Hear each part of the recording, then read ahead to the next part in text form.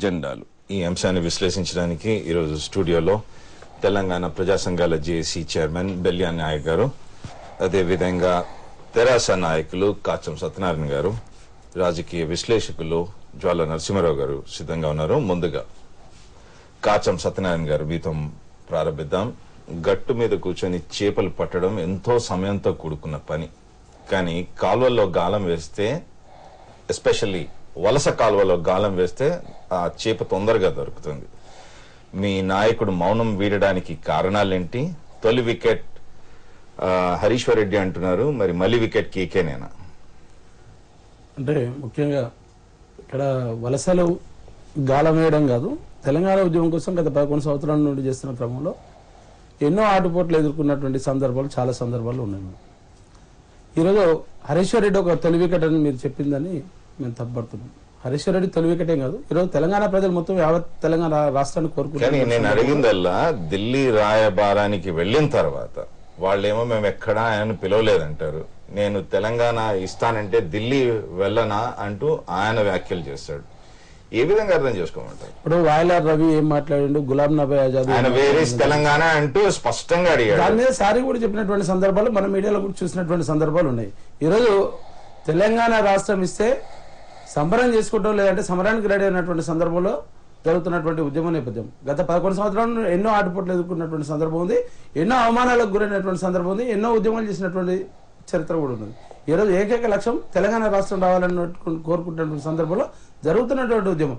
అస్థిరలో ఏం జరిగింది, వాళ్ళు పిలిచిరా పిలవలేదు, ప్రయత్నాలు ఎన్నో సందర్భాల్లో ఎన్నో సందర్భాల్లో రాయబారాలతో పని అవుతుందన్న దానికోసం పనిచేసినటువంటి సందర్భాన్ని కూడా గుర్తు చేసుకోవాలి. ఐక్య రాజకీయ శక్తిగా ఎదగాలంటూ మీ నాయకుడు చేస్తున్న వ్యాఖ్యలు, కానీ కార్యాచరణ దానికి భిన్నంగా ఉంది. నా విశ్లేషణ కూడా అదే అన్నారు. గొంగలి పురుగునైనా ముద్దాడుతాం, కుష్టి రోగినైనా కౌగిలిస్తాం అనుకుంటున్నాం. మీరు ఆ రోజు కొండా బాపూజీ వర్ధంతికి ఆయన రాలేదు, సాగర హారం అంటూ ఒక పెద్ద హారాన్ని చేశారు, ఎంతో విజయవంతం చేశారు. దానికి మీరు ఆ రోజు మీ నాయకుడు ఆ రోజు హాజరు కాలేదు. ఏ విధంగా అర్థం చేసుకోమంటారు? లేదు లేదు రమాకాంత్ గారు, మీ ఉద్యమం నడుస్తున్న క్రమంలో దాంట్లో చీరికలు తీసుకొచ్చేటువంటి ప్రయత్నంలో భాగంగా ఏదో ఒకటి అబాస్పాలా చేయాల్సినటువంటి అవసరం అది లేదు. ఉద్యమానికి కావాల్సింది ఉద్యమ లక్ష్యం ఒకటే తప్ప సాగర తీరానా ఆ రోజు ఎంటైర్ తెలంగాణ రాష్ట్ర సమితి శ్రేణులు మొత్తం ఆ రోజు లేకపోతే ఆ రోజు సాగర తీరం ఆ పెద్ద ఎత్తున జరిగినటువంటి సందర్భం కాకపోతున్నాయి. కానీ కేసీఆర్ గారు రాకపోవడానికి కారణాలు ఉండొచ్చు. అక్కడ ఢిల్లీలో జరుగుతున్నటువంటి పరిణామాలు ఎప్పటికప్పుడు టచ్ లో ఉండాల్సినటువంటి బాధ్యత ఉంది. కాబట్టి ఇక్కడ రాయకం చేసుకుంటూ, ఇక్కడ ఉద్యమం చేసుకుంటూ, అక్కడ కూడా రాయబారాలు చేసినటువంటి సందర్భంలో ఉన్నటువంటి కాంగ్రెస్ పెద్దలు ఎవరైతే ఉన్నారో మరి కేసీఆర్ గారితో టచ్లు ఉంటారు తప్ప ఇక్కడ ఉన్న ప్రతి నాయకులతో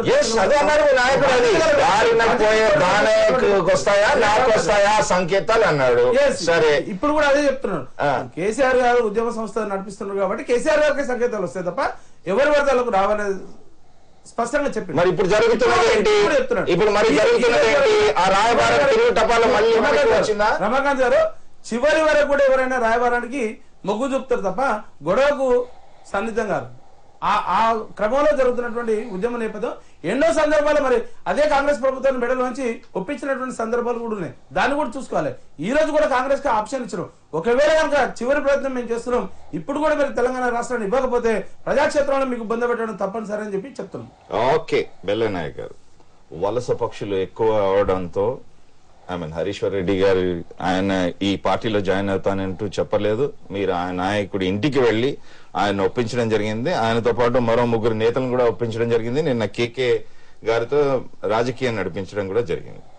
ఇవన్నీ చూస్తుంటే కేవలం ఈ వలస పక్షులన్నీ కొత్త నిలవు కోసం పాకులాడుతున్నాయి, ఆ కొత్త పార్టీలోకి పరుగులాడుతున్నాయి. ఆ విధంగా కాకుండా ఇటు తెచ్చుకునే విధంగా నిన్న ఆయన ఆ నాయకులను కలిసిన తీరు కనబడుతుంది. అంటే ఇక్కడ 2 విషయాలు మనం అర్థం చేసుకోవాల్సినటువంటి అవసరం ఉందండి.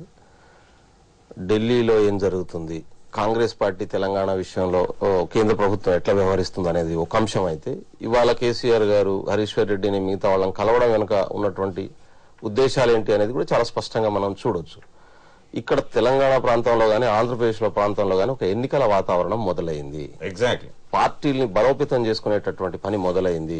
ఏ క్షణంలోనన్నా ఉప ఎన్నికలు రావచ్చు అనేటటువంటి పద్ధతిలో by March almost about 11 places 11 అందుకనే వర్గాల్లో చంద్రబాబు నాయుడు గారు తన పార్టీని బలోపేతం చేసుకునే పని పెట్టారు. అదేవిధంగా జగన్ గారు తన పార్టీని బలోపేతం చేసుకునే పని పెట్టారు. కిరణ్ కుమార్ రెడ్డి గారు ప్రభుత్వం పథకాల పేరుతో తన పార్టీని బలోపేతం చేసుకునే పని పెట్టారు.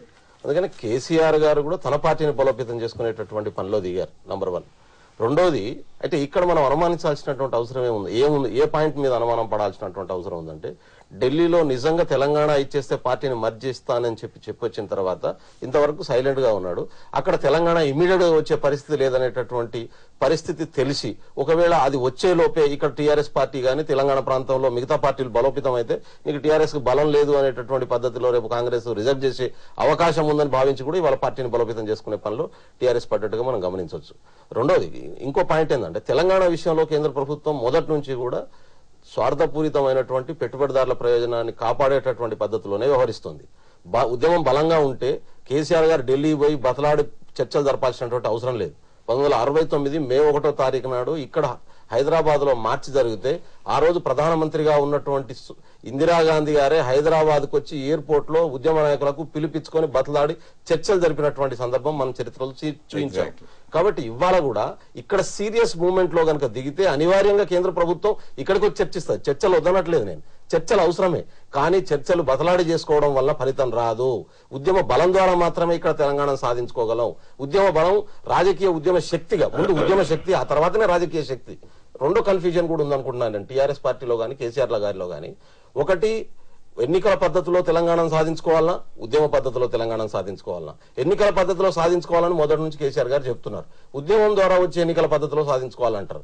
కానీ ఎప్పుడు కూడా 2 సార్లు ప్రధాన ఎన్నికలను ఎదుర్కోవాల్సినటువంటి అవసరం, లేకుంటే 2 ఎన్నికల్లో పాల్గొనేటటువంటి పరిస్థితి టీఆర్ఎస్ కి వచ్చింది. కానీ ఎప్పుడు కూడా తెలంగాణ మొత్తం ఒక రాజకీయ ఉద్యమ శక్తిగా, ఒక రాజకీయ శక్తిగా, లేకుంటే ఒక ఎమ్మెల్యేలు ఎంపీల్ని సాధించి పార్లమెంట్ లో 17 మంది ఎంపీల్ని కూర్చోబెట్టేటటువంటి ప్రయత్నం జరగలేదు. ఒకసారి కాంగ్రెస్ తో పొత్తు, రెండోసారి టీఆర్ఎస్ తో పొత్తు. ఇది తెలంగాణ సాధన కంటే కూడా పార్టీని బలోపేతం చేసుకోవడం, నాయకత్వాన్ని బలోపేతం చేసుకోవడం, తెలంగాణ కావాలనే ఆకాంక్ష ద్వారా రాజకీయ పదవుల్ని సంపాదించుకోవడం అనే ఎజెండా దాంట్లో ఉండడం వల్ల నష్టం జరుగుతుంది. ఇప్పటికీ కేసీఆర్ తెలంగాణ కోసం అడిగే విధానాన్ని కానీ, కేసీఆర్ తెలంగాణ కట్టుబడి ఉండడాన్ని దాంట్లో సంశయించాల్సినటువంటి అవసరం ఎవరికీ లేదు.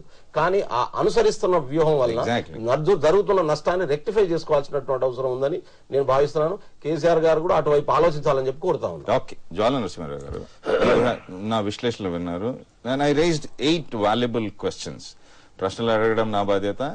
రమాకాంత్ ఆల్వేస్ సమైక్యవాది అంటాడు, దానికి ఏమైనా ఐ యాక్సెప్ట్ దట్. బట్ నాకున్నదల్లా రాష్ట్రాలను విభజించాలి, చిన్న రాష్ట్రాలు కావాలి. ఆ చిన్న రాష్ట్రాలు ఒక సైంటిఫిక్ మెథడ్ ద్వారా, శాస్త్రీయ పద్ధతి ద్వారా రావాలి. అప్పుడే గాని ఆ రాష్ట్రాలు వాళ్ళ కాళ్ళ మీద వాళ్ళు నిలబడి మనగలుగుతారు. ఈ రోజు జరుగుతున్నది ఏంటి? ఇది 100% కరెక్ట్. శాస్త్రీయ పద్ధతి మీదనే విభజన జరగాలి.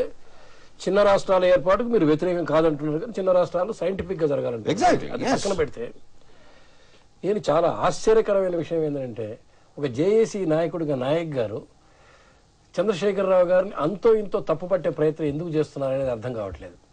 ఐక్యతా రాజ్యం ఇన్నాళ్ల బట్టి ఐక్యతా రాగం వినిపించింది, ఇప్పుడు కొంత అనైక్యతా రాగం తెలంగాణ వాదులు వినిపిస్తుందా అన్న సంశయం మాలాంటి విశ్లేషకులు కలగ. ఎందుకు ఇది జరగాలి? ఏం కేసీఆర్ చేసిన తప్పేంటి, జేఏసీ నాయకులు చేసిన తప్పేంటి? జేఏసీ నాయకులు చేసిన తప్పని చెప్పి కేసీఆర్ వాళ్ళు ఎందుకు అనాలి, కేసీఆర్ చేస్తున్న తప్పని వీళ్ళు ఎందుకు అనాలి? ఏదేమైనా కానీ మనం వాళ్ళ యాంగిల్లో ఆలోచిస్తే ఇద్దరి దారులు వేరైనా గమ్యం ఒక్కటే అని చెప్పి ఎవరికి వాళ్ళు చెప్తున్నప్పుడు ఎందుకు ఈ పొరపచ్చాలు ఎందుకు వస్తున్నాయో అర్థం కావట్లేదు. మనం ఒక్కొక్కటి విశ్లేషించుకుని పోతే, రమాకాంత్, మీరు చేసిందే పూర్తిగా కరెక్టా, ఆయన చేసిందే పూర్తిగా తప్ప? మీరు ఆ రోజున రాజీ పడి మార్చికి ఎందుకు ఒప్పుకున్నారు? That is number 1.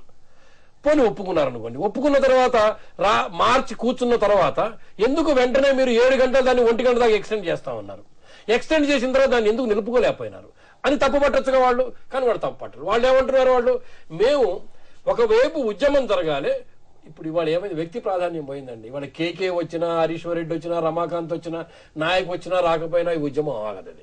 ఈ ఉద్యమం ఒక పందాలో పోతూనే ఉన్నది.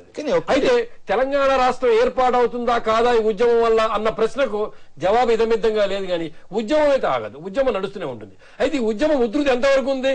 కోదండరామ్ గారు వెళ్లి మహబూబ్ నగర్ లో చంద్రబాబు నాయుడు యాత్రని నిరసన తెలియజేయమన్నాడు, ఇండైరెక్ట్ గా అడ్డుకోమన్నాడు. కానీ అడ్డుకున్నారా? నిరసన తెలియజేసారా? జరిగిందా? జరగగలిగిందా? జరగదు. అంత మాత్రాన ప్రజలు ఉద్యమం వైపు లేరా? ఉన్నారు. ప్రజలు ఉద్యమం వైపున ఉన్న మాట వాస్తవం. ప్రజలు ఇవాళ ఏమనుకుంటున్నారంటే ఉద్యమం వైపు ఉన్నాం, తెలంగాణ రావాల మాకు, కానీ వీధుల్లో పడి పంచాయతీలు పెట్టుకొని జైళ్లకు పోయి కేసులు పెట్టించుకుంటే పరిస్థితుల్లోకి మనకు మారుతున్నదండి. ఉద్యమం తీరుతెన్నులు మారుతూ 1969లో నేను చూశాను ఉద్యమం. ఆనాటికి ఉద్యమానికి తీరుతెన్నులు మారుస్తుంది. ఆ రోజున ఆంధ్ర ప్రాంతానికి చెందిన వాళ్ళు కారు నెంబర్లు కూడా మార్చుకునే పరిస్థితి ఆ రోజులు తిరగాలంటే ఇక్కడ. ఇవాళ అది లేదు. ఇది ఇవాళ ఒక పద్ధతి వేరు. ఈ పద్ధతిలో ఒకవైపు ప్రెషర్ టాక్టిక్స్ కావాలి. కేసీఆర్ ఏం తప్పు చేశాడు? న్యాయంగా మాట్లాడితే ఢిల్లీ వెళ్ళాడు, పిలిచారా పిలవలేదో పక్కన పెట్టండి. ఎందుకు వెళ్ళాడు? ఒక మంచితనం వెళ్ళి నేను ప్రెషర్ గ్రూప్స్ లాబింగ్ చేద్దాం అనుకున్నాడు. ఏమి ఇవాళ ఆయన మీరు ఇందాక చిన్న తప్పు పట్టారు అంటే నేను ఆయనేం పూర్తిగా సత్యసంధుడు అన్ని నిజాయితీలే చేస్తున్నాడు అని ఆ మాట అంటలేదు. ఆయన 2004లో కాంగ్రెస్ తో పొత్తు పెట్టుకున్నా, 2009లో తెలుగుదేశంతో పొత్తు పెట్టుకున్నా కానీ ఆ పార్టీలో ఉన్న వాళ్ళని బయటికి లాగుదామని పెట్టుకున్నాడేమో.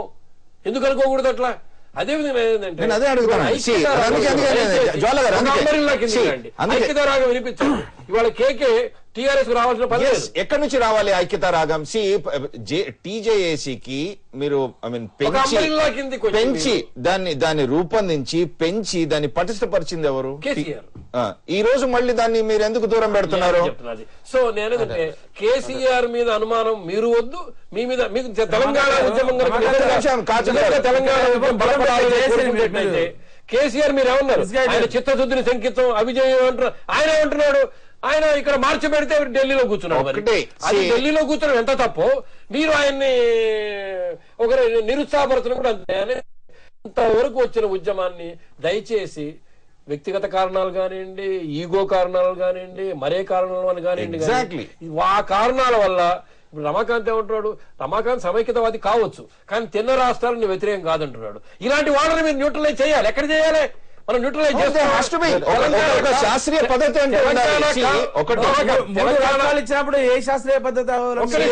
తెలంగాణ కావాలని కోరుకునే వాళ్ళందరినీ ఒక తాటి మీద తేవడం కన్నా తెలంగాణ మీద అంతో ఇంతో అభిమానం ఉండి న్యూట్రల్ గా ఉన్న వాళ్ళని దారి తెచ్చే ప్రయత్నం చేయాలి. కానీ మీలో మీరు కొట్లాడుకొని మీలో